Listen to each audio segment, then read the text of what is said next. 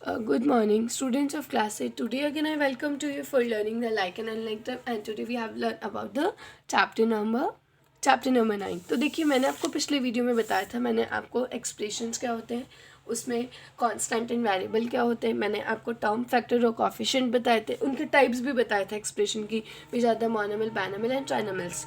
अब देखेंगे कि लाइक और अनलाइक टर्म्स क्या होती है. देखिए, लाइक और अनलाइक टर्म्स के लिए एक सिंपल फंडा है हमारे पास कि लाइक टर्म्स क्या होती है बच्चों, कि हम जब भी वेरिएबल चेक करेंगे वेरिएबल नहीं, एक्सप्रेशंस चेक करेंगे, तो अगर उनके अंदर अगर हमारे कैसे हैं, मान लीजिए आप पेयर बना रहे हैं, आपको कोई 4 या 5 आपको क्या दे दिए, एक्सप्रेशन दे दिए, और आपको बोला इसका सेम बनाओ, तो मतलब कि जो वेरिएबल होना चाहिए वो कैसा आना चाहिए, कॉमन आना चाहिए, और उसकी जो पावर्स होती है वो भी कैसी होनी चाहिए, कॉमन. देखिए, look at the following example. देखिए, हमारे पास यहाँ पे बहुत सारी है, तो देखिए यहाँ पे क्या क्या दे रखा है, 7x 14x -13x 5x² 7y 7xy -9y² -9x² and -5x². अब देखिए लाइक टर्म दीज आर.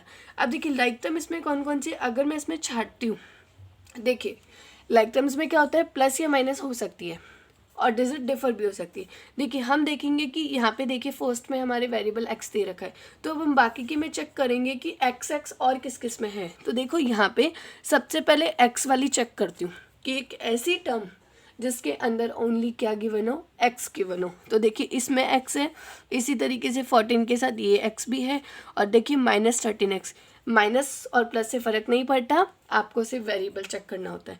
तो हम कह सकते हैं कि 7x 14x और माइनस के 13x कैसे लाइक टर्म, क्योंकि बाकी और किसी में भी x सिंगल नहीं है. इसी तरीके से देखो दूसरा 5x², देखो x तो है, अब यहाँ x की पावर कितनी, 2, तो हम बाकी के चेक करते हैं कि और किस किस में x की पावर 2 है. इसमें नहीं है, देखो ये y का स्क्वायर है, लेकिन हमें x² देखना है. तो आप देखो बच्चों, ये जो -9x है, इसके साथ कितनी पावर है, 2. यहाँ पे भी हमारा जो 5x था उसकी पावर कितनी थी, 2. तो हम कह सकते हैं 5x² और -9x² कैसे आपके लाइक टर्म्स. तो बच्चों इस तरीके से पेयर बनाएंगे. ओके, अब हमारे पास क्या क्या बची, 7y. अब आप देखो 7y का पेयर एक भी नहीं है, तो हम बोल सकते हैं कि 7y का कोई पेयर नहीं है, तो हम 7y को सिंगल रख देंगे. अब देखेंगे xy, एक दे रखा है 7xy और एक दे रखा है -5x. देखिए बच्चों, x पहले हो या y बाद में हो उससे फ़र्क नहीं पड़ता, तो हम देख सकते हैं कि 7xy और -5x भी कैसे होंगे बच्चों, आपके लाइक टर्म्स होंगे. Okay, so student, right now our topic is the addition and subtraction of algebraic expression. ये जो ऑपरेशन है हमने क्लास 7th में भी किया था कि हम किस तरीके से जो एक्सप्रेशन है उन्हें ऐड करते हैं. तो देखिए हमारे पास एक सिंपल मैथड होता है, this is called the column method. In the early classes we have already learn to add and subtract algebraic expression. For example to add, जैसे आपको 2 एक्सप्रेशंस गिवन होगी या 3 एक्सप्रेशंस गिवन होगी, जिसमें आपको उन्हें क्या करना है बच्चों, एडिशन करना है. तो देखिए जैसे आपकी दे रही कि 7x² -4x + 5, तो देखिए ये एक आपकी एक्सप्रेशन है जिसमें आपको क्या ऐड करना है, 9x - 10. तो देखिए बच्चों, इनको करने का ना क्या तरीका होता है, हम लोग जब लिखेंगे इन्हें तो हमारे लिए बहुत ना एक कॉमन चीज़, जो हमारे लिए जो सबसे कॉमन फंडा है इसको करने का, कि मान लीजिए हम नॉर्मली कैसे एडिशन करते हैं, जैसे मैंने बोला 20 में 40 ऐड करो, तो हम कुछ इस तरीके से ऐड करते हैं. ठीक है, 0 जैसा हमने छोटे क्लासेस में पढ़ा था, तो वही तरीका हम यहाँ पे काम में लेंगे. और बड़ी क्लासेस में हमने जैसे मैंने बोला 1 + 5 6, तो वो हमारे एक इस तरीके से, तो हम रॉ मेथड से कर लेते थे, लेकिन अभी हम जो करेंगे, हम यहाँ एडिशन करेंगे कॉलम मेथड से. मतलब एक आप ऊपर लिखेंगे और उसके नीचे आप दूसरी लिखेंगे. ठीक है, दूसरी एक्सप्रेशन. देखिए, तो सबसे पहले यहाँ पे बच्चों क्या टर्म लिखी है, क्या एक्सप्रेशन लिखी है, 7x² -4x + 5, जिसमें हमें कितने ऐड करने, 9x - 10. अब आप अगर इन्हें चेक करते हो तो आप देखोगे कि इसके अंदर 7x², इसमें 3 टर्म्स हैं, 1 टर्म 2 टर्म 3 टर्म, और इसमें 2 टर्म्स है. तो आप बोलोगे मैम हम इसे कैसे ऐड करें, तो हम इसे कैसे ऐड करेंगे, सबसे पहले तो हमने जो 3 टर्म्स वाली है वो हमने लिख दी. ठीक है, अब हमने चेक किया कि इसके अंदर जो हमारी सेकंड टर्म है, देखो ये 9x है. ठीक है, तो हम ऊपर वाली कॉलम में चेक करेंगे क्या ऊपर क्या इसका सेम लाइक टर्म है या नहीं. मैंने आपको लाइक टर्म समझाए थे अभी कि जिनके वेरिएबल कैसे होने चाहिए, सेम, और जिनकी पावर्स भी कैसी होनी चाहिए, सेम. तो आप देखोगे कि यहाँ पे 9x सेम है, वैसे ऊपर वाली टर्म में 4x सेम है, क्योंकि हम कह सकते हैं कि ये जो 4x है और ये 9x दोनों कैसे लाइक टर्म है, तो यहाँ पे हमारा लाइक और अनलाइक वाला फंडा काम में आया। तो देखिए ये जो 9x है हम उसे कहाँ लिखेंगे, इसके नीचे लिखेंगे, क्योंकि हम इस वाले टर्म में इसको ऐड कर रहे हैं, इस वाले एक्सप्रेशन में इस एक्सप्रेशन को। तो हम इस 9x को यहाँ नहीं लिखेंगे, इस हम 9x को कहाँ लिखेंगे, 4x के नीचे लिखेंगे। ओके, और ये प्लस और माइनस से तो फ़र्क नहीं पड़ता, सो जो बाकी की जो हमारी है वो -10 एज इट इज। अब देखो प्लस माइनस माइनस, ठीक है, नॉर्मली हम जैसे सब्ट्रैक्ट करते हैं, लेकिन देखो नॉर्मली सब्ट्रैक्ट वाला मत करना कि ये इससे कैरी कर बोरो कर लेगा, नो, यहाँ पे हम इंडिविजुअली करेंगे।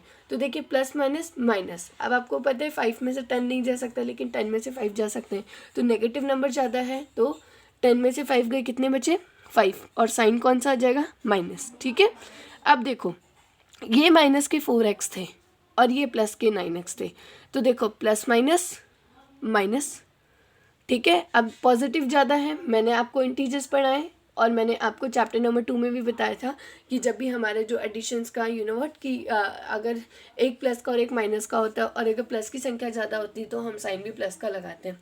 इसी तरीके से प्लस माइनस करते हैं और नेगेटिव नंबर ज़्यादा होता है तो हमारा साइन नेगेटिव, जैसे यहाँ पर आया। तो देखो यहाँ पे माइनस के 4x है और यहाँ पे प्लस के 9x है, तो देखो माइनस प्लस माइनस होगा, लेकिन 9 ज़्यादा है तो 9 में से 4 गए 5, तो साइन किसका आया बच्चों, प्लस का, और लाइक टर्म है तो 5x एज इट इज, और यहाँ पे क्या बचा 7x²। सो बच्चों this is the your column method. Okay, अब देखिए ये तो 2 एक्सप्रेशंस थी, बट अगर आपके क्वेश्चन में 3 टर्म्स आ जाए, 3 एक्सप्रेशंस आ जाए तो कैसे करेंगे। जैसे देखिए हमारी यहाँ गिवन थी, मैं क्वेश्चन डायरेक्ट बता रही हूँ, आपकी एक थी 7xy + 5yz - 3zx। तो जब आपने बाकी की जो 2 चेक की उसमें आपने क्या क्या चेक किया कि आपकी किस तरीके से दे रखी है। तो देखो जो सेकंड वाली थी उसमें 4yz था, वो 5yz की तरह लाइक था, तो देखो जो 4yz था उसको आपने लिखा, ठीक है, प्लस zx - 4y। ओके, इसी तरीके से यहाँ पे आपका क्या आ गया बच्चा, -2xy, zx के नीचे zx। तो इस तरीके से आप क्या करेंगे एडिशन, लेकिन थोड़ा सा हमारे लिए इन चीज़ों को ध्यान में रख के करना होगा, नहीं तो गलती हो सकती है। And the student right now the time of the doing the question of exercise 9.1।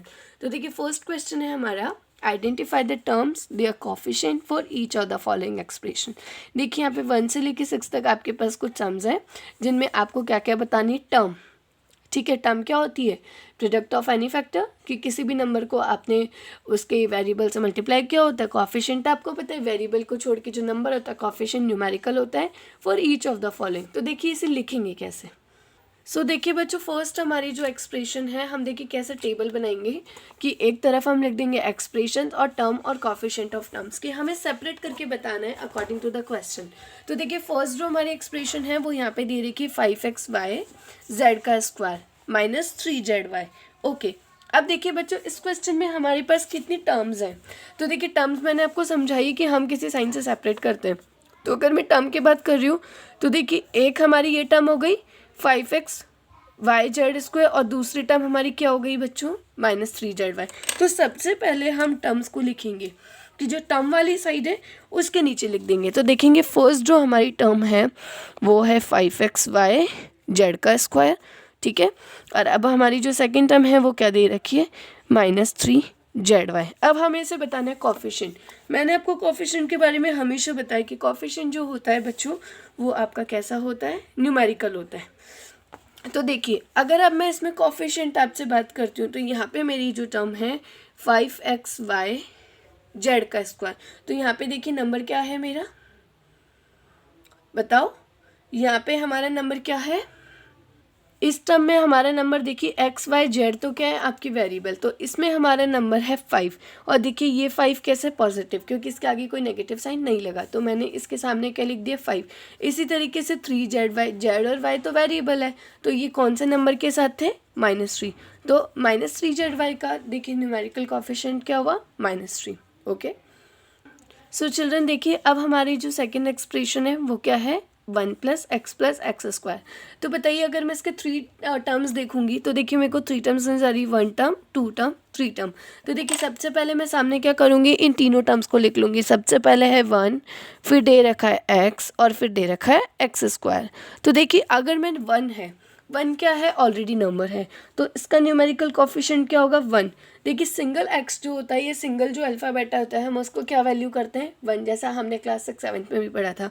तो यहाँ पे x के साथ कुछ नहीं है, 2, 3, 4 कोई भी नंबर गिवन नहीं है, इसलिए हम इसका न्यूमेरिकल कोफिशिएंट भी 1 मानेंगे।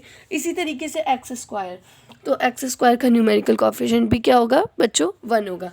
एंड जो बाकी के जो रिमेनिंग क्वेश्चंस हैं, आप लोग खुद अपनी नोटबुक में इसी तरीके से आप सबसे पहले टेबल बनाओगे, एक एक्सप्रेशंस की, फिर टर्म्स की एंड कोफिशिएंट ऑफ टर्म्स की। Right now the question number 2, classify the following polynomial as binomials monomials. देखिए आपको यहाँ पे कितनी सारी टर्म्स दे रखी हैं बच्चों। टर्म्स कैसे दे, एक्सप्रेशन दे रखी है। तो देखिए आपको सब जगह कॉमा लगा लगा के दे रखी है, जो उस कॉमा लगा के सेपरेट करी, जैसे x plus y 1000, x plus x square plus x cube plus x4। तो देखिए ये आपकी अलग अलग आपकी क्या है बच्चों, एक्सप्रेशन, जिसे आपको किस रूप में डिवाइड करना है, एज अ मोनोमिल। मोनोमिल क्या होती है, जो सिंगल वेरिएबल होता है, सिंगल, ठीक है। बाइनोमियल जिसमें 2 टर्म्स होती हैं, ट्राइनोमियल जिसमें 3 टर्म्स होती हैं। Which polynomial do not fit in any of these 3 categories. और उसके बाद बताना है कि कौन कौन से नंबर है जो इनके अंदर फिट नहीं होते। मतलब आपको पता है पेयर बनाते हैं, वही लाइक अनलाइक जैसा हो गया। ओके, सो देखिए बच्चों, यहाँ आपका क्वेश्चन है बच्चों, क्या गिवन है कि आप देखिए ये आपकी पूरी की पूरी टर्म्स हैं। एक है x प्लस वाई 1000। तो हम देखेंगे कि मोनोमिल्स कौन कौन से हो सकते हैं। मोनोमिल जो सिंगल वेरिएबल्स होते हैं, जिनमें सिंगल वो है। तो देखिए एक है 1000, आप मैं यहाँ चेक करके बता रही हूँ। देखिए 1000, क्योंकि 1000 जो है वो किस में, इसके साथ कोई भी एक्सप्रेशन गिवन नहीं है। और एक है PQR, जिसमें ओनली मल्टीप्लाई किया गया। अब देखिए बाइनोमिल्स में एक आएगा x प्लस वाई, एक है 2y माइनस, बाइनोमिल्स मतलब जिनमें 2 टर्म्स हैं। देखिए x और y 2 टर्म्स हैं, तो 2 टर्म्स वालों को हम क्या बोलते हैं, बाइनोमिल्स। इसी तरीके से इन्हीं में से मैंने छाटे हैं। ये जो हमें पूरा एक ग्रुप ऑफ द एक्सप्रेशंस दे रखा है, वही हमने सॉर्टेड करके लिखे। फिर दे रखा है 2y माइनस 3y स्क्वायर। जैसे 2y आपकी एक टर्म है और 3y एक टर्म है, जैसे 4z और 15z। तो हम बोल सकते हैं जो 2 टर्म्स वाली होती हैं उन्हें हम बोलते हैं बाइनोमिल। अब देखिए ट्राइनोमिल जिसमें 3 टर्म्स हैं, जैसे 1 2 3, 1 2 3। देखिए इनके अंदर सिंगल, इनमें 2 टर्म्स और इनमें 3 टर्म्स। अब इन्होंने हमें बोला था कि जिनके अंदर 3 से ज़्यादा है, मतलब जो पॉलिनॉमियल है, जो इन कैटेगरीज में फिट नहीं होते, वो कौन से हैं, एक्स स्क्वायर, एक्स की क्यूब। क्योंकि देखिए 4 वाले हैं, क्योंकि अभी तक हमने क्या पढ़े कि मोनोमिल्स, बाइनोमिल्स, ट्राइनोमिल्स जो बाकी के होते हैं उन्हें हम क्या बोलते हैं, पॉलिनॉमिल्स बोलते हैं। तो आप लोग भी इसी तरीके से इन सबको, इन चारों को सॉर्टेड कर लेंगे। 4 अलग अलग कॉलम बनाओगे अपनी नोटबुक में, एक मोनोमिल, एक बाइनोमिल, एक trinomial and polynomial. Okay, so student, I hope you understand all the both the question number 1 and 2 in here, and you all do these question properly in your notebook. In the next video of this chapter we have learned about the question number 3 and 4. Okay, thank you all.